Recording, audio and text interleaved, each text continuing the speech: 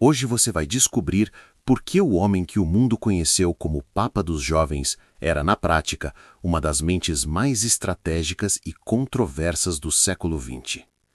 Muita gente acredita que João Paulo II foi apenas um santo simpático, carismático, que viajava, abraçava crianças e enchia estádios com missas emocionantes. A imagem é bonita, confortável e incompleta. A verdade é que por trás do sorriso doce e do terço na mão existia um órfão marcado pela guerra, um intelectual frio, um político silencioso e um líder que carregou nas costas decisões que ainda hoje dividem a igreja. Você conhece o ícone. O que quase ninguém encara de frente é o peso humano, psicológico e espiritual que sustentava esse ícone. E é justamente esse contraste entre a santidade pública e os bastidores de poder que revela quem ele realmente foi. Neste vídeo, você vai entender passo a passo como um garoto polonês cercado pela morte se tornou o homem que enfrentou impérios, inspirou milhões, ignorou alguns gritos de dor e escolheu sofrer em público até o fim. Depois de assistir, você nunca mais vai olhar uma foto de João Paulo II do mesmo jeito. Todo mundo imagina que um futuro Papa cresce em um ambiente protegido, quase de novela religiosa, família unida, paróquia acolhedora, vocação clara. A realidade de Karol Wojtyła foi o oposto disso. Ele perde a mãe cedo, vê o irmão morrer jovem, fica sozinho com o pai, enquanto a Polônia é esmagada por nazistas e depois observada pelos soviéticos. Esse não é o cenário de um santo de vitral. É o cenário perfeito para alguém perder a fé, se revoltar, se tornar cínico. Em vez disso, Karol se esconde em seminários clandestinos, trabalha em pedreira, faz teatro às escondidas, reza em silêncio enquanto o mundo desmorona em volta. Na prática, isso significa o seguinte: antes de ser Papa, ele aprendeu a viver com medo, com perda, com vigilância constante. Cada missa rezada podia ser espionada, cada frase podia ser denunciada, cada amigo podia desaparecer. E quando você cresce assim, você desenvolve duas coisas: uma fé obstinada e uma capacidade quase sobre-humana de suportar pressão. Por que isso importa? Porque a imagem que muita gente tem de João Paulo II é a de um líder bonzinho e emocional. Mas, no fundo, ele era um sobrevivente, um homem treinado desde jovem a não desmoronar nunca, nem em público, nem diante de regimes, nem diante da própria dor. E acredite, isso não é nada comparado ao que vem a seguir. A versão popular é simples. João Paulo II foi um grande líder espiritual, amado pelos jovens e pronto. Só que a realidade é bem mais afiada. Ele foi uma peça-chave na queda do comunismo na Europa. Não com tanques, mas com palavras, gestos e uma viagem que aparentemente era só pastoral.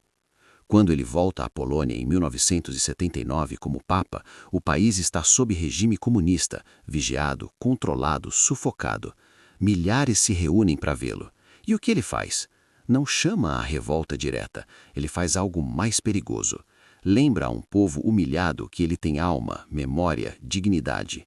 O subtexto era simples: vocês não pertencem ao partido, vocês pertencem a algo maior.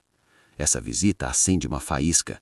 Pouco tempo depois, o movimento Solidarność ganha força, o regime começa a rachar, a Polônia vira o primeiro dominó a balançar no leste europeu. No meio disso, em 1981, o Papa sofre um atentado em plena Praça de São Pedro. O mundo viu um tiro, bastidores viram um recado. Aqui está o ponto. Muita gente pensa que João Paulo II foi apenas um símbolo. Na prática, ele foi um estrategista que entendeu algo que ditadores odeiam admitir. Um povo que recobra a consciência de quem é se torna mais perigoso do que qualquer exército. E dentro da lógica de expectativas versus realidade, isso muda tudo. Você espera um papa passivo, rezando pelo mundo. O que você encontra é um líder que usou a religião como contra-ataque silencioso a um sistema político inteiro. O problema? Quem sabe jogar nesse nível raramente sai limpo das zonas cinzentas do poder. E é aí que o brilho começa a mostrar sombras. O próximo ponto explica por que quase ninguém quer olhar para essa parte. Quando pensamos em João Paulo II, pensamos em perdão, pureza, esperança. mas em qualquer posição de poder extremo sempre existe um preço invisível. No caso dele, uma parte desse preço aparece em duas frentes espinhosas: a forma como lidou com abusos dentro da igreja e a forma como tratou certas correntes internas, como a teologia da libertação.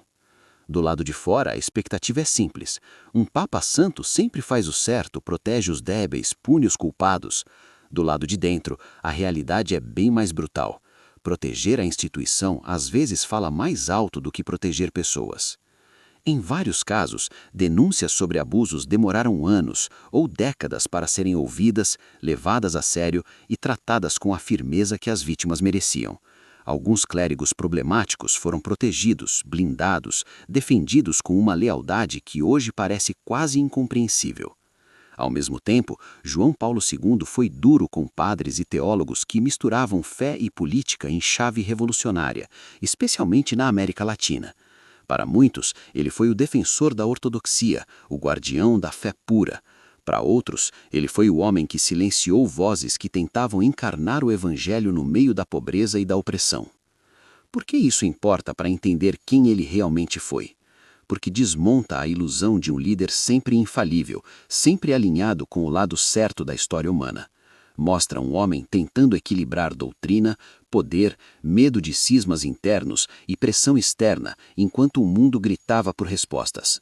Você não precisa canonizar nem condenar João Paulo II para enxergar isso. Basta aceitar que por trás do santo em processo de canonização existia um gestor de crise tomando decisões impossíveis e, às vezes, errando feio. Mas isso ainda não é o capítulo mais desconfortável da história. O mais forte vem quando ele já não conseguia esconder a própria fraqueza. A maioria das pessoas esperava o seguinte: quando um líder global fica velho, frágil, doente, ele se afasta, renuncia, deixa alguém mais jovem assumir. Com João Paulo II, a realidade foi o contrário. Quanto mais o corpo dele desmoronava em público, mais ele insistia em continuar. Tremores, voz falha, passos arrastados, rosto marcado pela dor, tudo transmitido ao vivo para o planeta. Ele poderia ter saído de cena em silêncio, preservando a imagem forte, a aura de autoridade. Em vez disso, escolheu deixar o mundo assistir à sua decadência física até o fim. Para alguns isso foi irresponsável, um papa que já não conseguia governar plenamente, enquanto a máquina da igreja seguia em piloto automático. Para outros, foi a lição mais radical que ele já deu. Num mundo obcecado por performance, juventude e perfeição, ele se recusou a esconder a própria fragilidade. Na prática, João Paulo II transformou o próprio corpo doente em catequese. Eu não sou um espetáculo de poder, sou um homem que sofre, como você. Ele mostrou que liderança não é só o momento em que você conquista aplausos, mas também quando você perde tudo o que o mundo considera apresentável e ainda assim continua fiel ao que acredita. Por que isso fecha o arco de expectativas versus realidade? Porque o mundo esperava um papa que saísse de cena no auge, e recebeu um homem que decidiu morrer em público segurando o cajado até o último suspiro. Não por teimosia vazia, mas por convicção.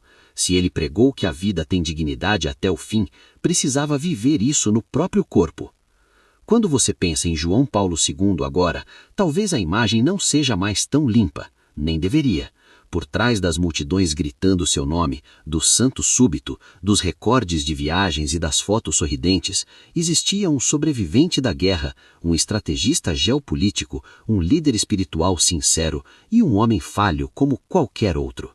A dor inicial deste vídeo era simples. Será que conhecemos mesmo quem lidera a igreja ou só consumimos a versão editada que o mundo nos entrega? Ao olhar para a história de João Paulo II sem filtros, você percebe que o vídeo entregou algo a mais, não apenas fatos, mas o desconforto necessário para entender que santidade e poder nunca caminham juntos sem tensão. No fim fica uma frase incômoda, mas necessária. Nenhum santo é feito de perfeição, eles são feitos de escolhas difíceis em cenários impossíveis. Se isso fez sentido para você, guarde este vídeo. Uma hora ele pode lembrar que antes de julgar qualquer figura acima de você, vale a pena perguntar: qual é a realidade que eu não estou vendo por trás da expectativa que eu escolhi acreditar?